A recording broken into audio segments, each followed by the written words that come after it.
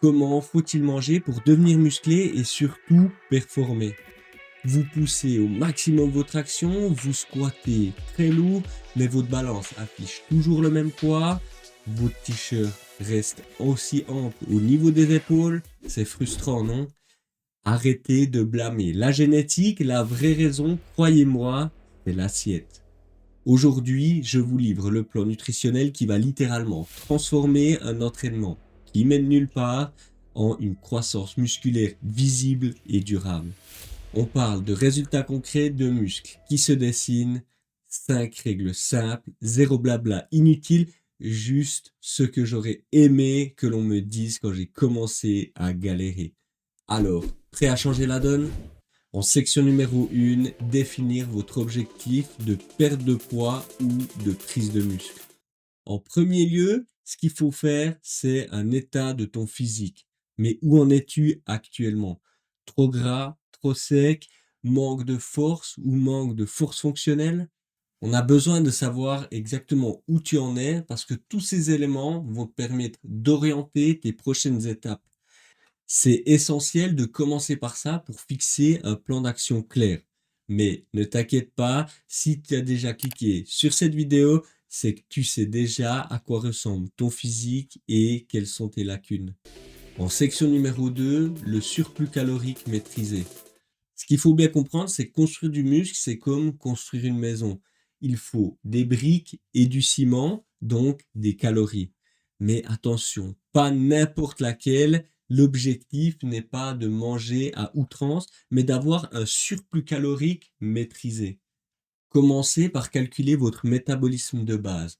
Et si vous entraînez 3 fois par semaine, vous ajoutez 200 kilocalories et vous obtenez votre objectif. Et j'ai dit 200, hein, pas 500. On veut du muscle et pas un graal de graisse qui masquerait tout votre résultat. Un surplus trop agressif mènerait directement au stockage adipeux. C'est la première étape cruciale pour vos futurs gains.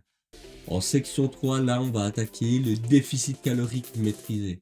Pour perdre du gras, on va utiliser le même indicateur, mais cette fois à l'inverse. On parle cette fois de retirer cette vieille tôle de façade qui est datée et remplacée par un aspect actuel que tu as envie. Pour ça, il faut maintenir les fondations et les murs, et donc retirer cet apparat extérieur qui est daté avec un déficit calorique. Mais attention, encore plus important, pour la perte de poids, les calories ne se valent pas.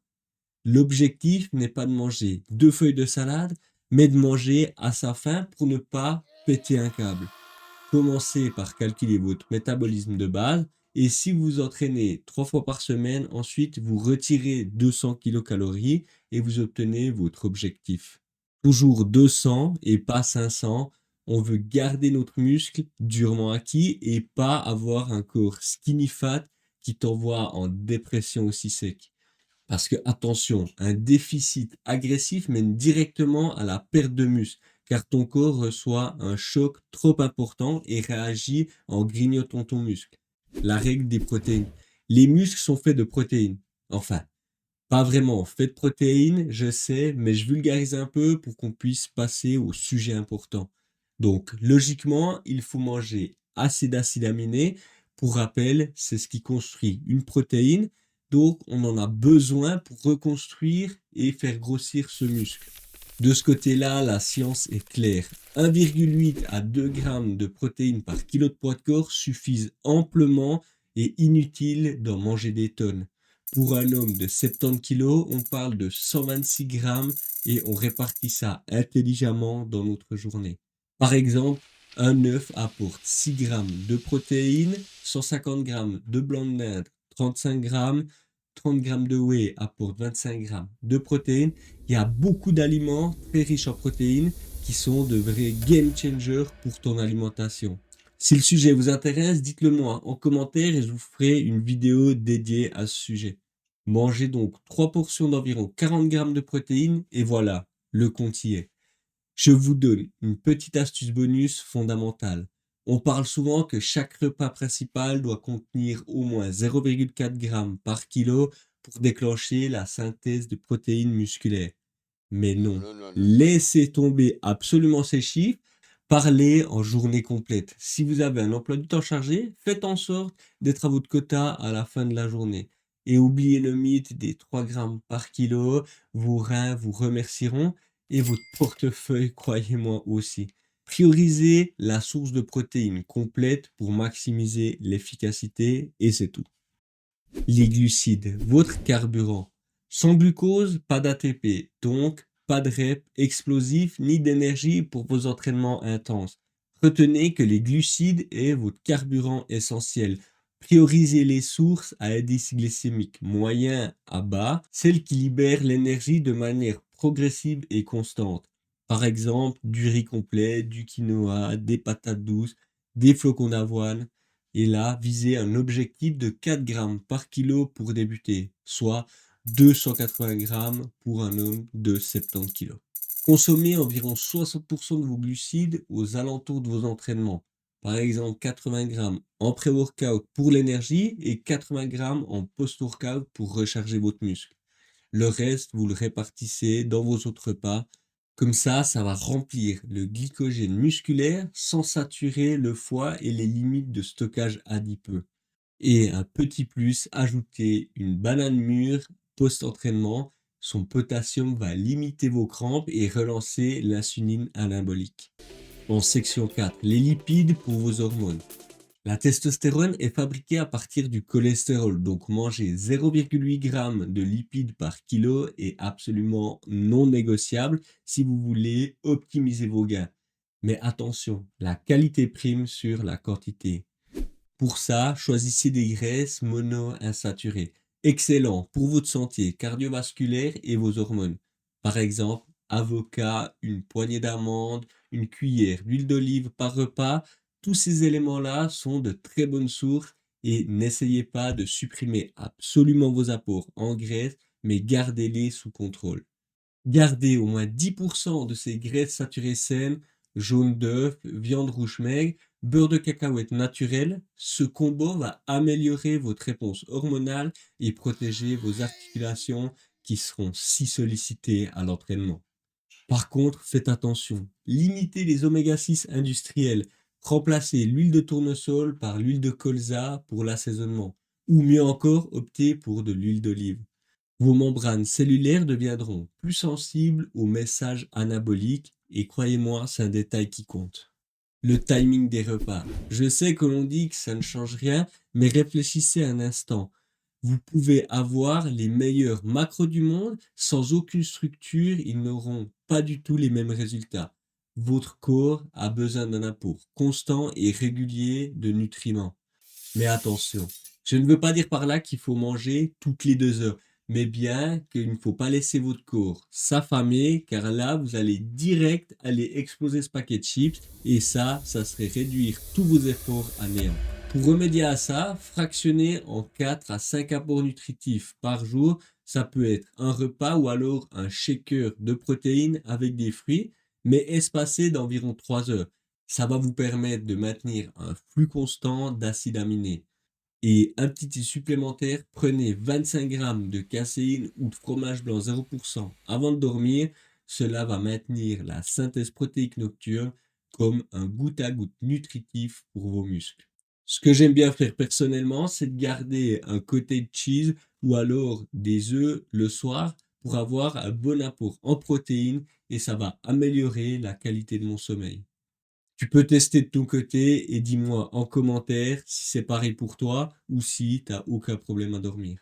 Pour ce qui est des pré-workouts, 60 minutes avant, prenez un petit apport de 40 grammes en glucides avec 30 grammes de protéines. Pensez par exemple à un porridge avec un shaker de whey pour t'aider à performer, mais uniquement si tu es en prise de muscle. Pour la sèche, limitez un peu ses apports, c'est un peu différent. Et pour le post-entraînement, s'il vous plaît, laissez tomber cette fameuse fenêtre anabolique. Total calorique journalier, on se limite à ça. Bon, si jusque-là, ces infos vous plaisent et que vous sentez que ça peut vraiment vous aider à passer au niveau supérieur, faites-le moi savoir. Écrivez muscle en commentaire et je vous enverrai gratuitement mon calculateur Excel de calories pour la prise de masse et la perte de gras. Et si ça te plaît, lâche un petit like, ça coûte rien, ça me soutient et ça montre à YouTube qu'il faut proposer cette vidéo aux copains qui galèrent aussi. Allez, nous, on est reparti. La journée type sur un plateau. Pour que vous puissiez visualiser concrètement à quoi ressemble une journée alimentaire optimisée, voici un exemple concret que j'ai utilisé lors de ma préparation à la Spartan Race de Verbier où j'ai fait top 4%. Je faisais à ce moment-là 85 kg, donc il faut adapter les quantités à votre propre besoin en calories. Pour le petit déjeuner, en fait, j'en prends plus depuis plusieurs mois. Mais je commence tout de suite par une collation aux alentours des 9-10 heures qui se compose d'une banane et 30 grammes de whey. On passe ensuite pour le repas du midi. Là, c'est 200 grammes de blanc de poulet, 200 grammes de riz blanc. Il m'arrive aussi de prendre du riz complet et là, je complète mon assiette avec des épinards à la crème. Et moi, j'aime bien avoir des petits apports sucrés, donc comme dessert, je vais prendre un skyr high protein aux fruits de 200 grammes. C'est tellement excellent, crois-moi, et ça va me réconcilier avec mon alimentation. Aux alentours des 15h30, 16h, là, je vais prendre ma collation. Une banane et une pomme, histoire d'avoir quelque chose dans le ventre pour l'entraînement. Et ensuite, on passe au repas du soir après l'entraînement. Là, c'est un repas complet composé de 5 œufs entiers. Ne commence pas à jeter tes jaunes d'œufs là, s'il te plaît, avec lequel on va prendre 100 grammes de flocons d'avoine mélangés dans une tasse de lait et un cottage cheese 5% de 250 grammes. Bien sûr, tout ça correspond à moi. Ajustez les quantités à votre propre objectif et surtout, restez constant. C'est la clé de tous les succès en musculation. Après, il existe plein d'aliments super à mettre dans votre programme, comme le steak 5%, les patates douces, les légumes vapeur, l'huile de coco, l'huile d'olive, les poissons gras, le quinoa, etc., etc. Si vous voulez un programme alimentaire orienté perte de poids pour sécher avant la compétition, je te mets la vidéo juste ici. Et si tu veux que je te fasse une vidéo plus détaillée sur le programme alimentaire et les aliments, dites-le moi en commentaire. Les erreurs qui tuent tes gains. Bon, maintenant que vous savez quoi faire, parlons de ce qu'il faut absolument pas faire. Les erreurs sont courantes, mais avec un tout petit peu de connaissance, vous pouvez les éviter et sauver vos gains durement acquis. En erreur numéro 1, sauter un repas et se rattraper sur le festin de 1500 calories sur le suivant. Ce qu'il faut comprendre, c'est que votre corps, après une longue période sans nutriments, est bien plus enclin à stocker la moitié en graisse. Donc mieux vaut un apport régulier. Pour moi qui ne prends plus de petit déjeuner, je ne me suis pas levé un matin en me disant « Allez, terminé de manger le matin », mais j'ai adapté petit à petit pour que j'arrive à adapter mon corps à jeûner le matin. Mais encore une fois, l'important c'est l'apport quotidien et pas de jeûner le matin, le soir ou je ne sais quelle autre technique. Si vous avez faim le matin, mangez. En erreur numéro 2, remplacez les aliments solides par 5 shakers par jour. Ne devenez pas un adepte des substituts de repas ni de remplacer toutes vos alimentations par des shakers de protéines. Votre corps a besoin de nutriments solides et vous risquez de manquer de fibres, d'avoir des troubles digestifs et ça peut même provoquer la stagnation. Et c'est logique au final, pensez un tout petit peu à votre corps. Il a besoin de mastiquer, de digérer des aliments entiers pour fonctionner de manière optimale. En erreur numéro 3, croire qu'il faut manger sale pour atteindre son total calorique. Les pizzas et les sodas vont ajouter du gras intramusculaire qui va masquer votre définition. Alors gardez un 80-20, 80% d'aliments complets et 20% de plaisir occasionnel. Et là, vos tablettes de chocolat, croyez-moi qu'elles vous resteront visibles. Le rôle de l'eau et des micronutriments. On parle beaucoup de macronutriments et c'est normal.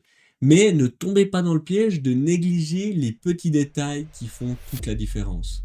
L'eau et les micronutriments, donc les vitamines et minéraux, sont absolument essentiels pour la construction musculaire. Un muscle contient environ 75% d'eau, autant dire que la déshydratation est votre pire ennemi.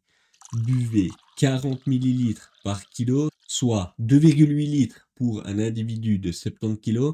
Mais attention, un tiers à la moitié vient naturellement dans votre alimentation, donc pas besoin de taper les 4 litres par jour. L'eau est utile dans plein de domaines. Elle va aider le transport des nutriments et l'élimination des déchets. Chaque repas doit contenir au moins un fruit ou légume pour les vitamines C et E qui réduisent l'inflammation post-training et favorisent la meilleure récupération. Pour ce qui est du magnésium présent dans les amandes et les épinards, il participe à plus de 300 réactions enzymatiques incluant la synthèse protéique. Le zinc présent dans les huîtres et les flocons d'avoine soutiennent la production de testostérone. Donc une carence dans l'un de ces micronutriments et même les meilleurs macros ne vont pas pouvoir récupérer vos gains qui s'évaporent. Adapté quand la stagnation frappe. Si au bout de 3 semaines, le poids ne bouge pas, c'est le moment d'ajuster, mais pas de paniquer. La stagnation fait partie du processus. Augmentez de 100 calories en ajoutant 25 grammes de riz ou une cuillère d'huile d'olive à votre objectif de prise de muscle et faites l'inverse si vous êtes en perte de gras. Et si la ceinture resserre un tout petit peu trop, retirez 50 kilocalories et ajoutez 10 minutes de marche inclinée après chaque séance pour augmenter légèrement vos dépenses. Et soyez incroyablement patient. Ajoutez une variable à la fois et prenez des photos toutes les 15 jours. La balance peut mentir, les chiffres peuvent fluctuer, mais l'image, elle ne ment jamais. Et si pour toi, tu sens que c'est trop tard et que tu dois perdre du poids rapidement, regarde cette vidéo. C'est la vidéo de mon défi où j'ai perdu 3,7 kg et augmenté ma masse musculaire et tout ça en seulement 30 jours. Bon, récapitulons rapidement. En numéro 1, calculez un surplus ou un déficit calorique modéré et intelligent. En numéro 2, atteignez 1,8 à 2 grammes de protéines par kilo de poids de corps. En numéro 3, choisissez des glucides complexes. En numéro 4, gardez 0,8 g de lipides. Et en numéro 5, répartissez tout ça en 4 à 5 repas bien timés. Appliquez ces 5 règles pendant 30 jours et vous verrez, le miroir va changer. Bon, arrivé à ce stade, il n'y a plus d'excuses. Vous avez simplement des kilos de muscles de qualité à aller prendre. Le potentiel est en vous et ne demande qu'à être nourri intelligemment. Si cette vidéo vous a plu, abonnez-vous, activez la cloche pour ne pas rater les prochaines et crois-moi, il y aura encore du lourd. Si vous avez des questions, posez-les en commentaire. Je prends le temps de répondre à chacun personnellement. C'est gratuit, ça prend que quelques secondes et moi, ça me motive énormément à continuer le partage. Donc, à vous de jouer, la balle est dans votre camp. Merci d'avoir regardé jusqu'à la fin et n'oublie pas, la seule limite, c'est toi. Allez, ciao!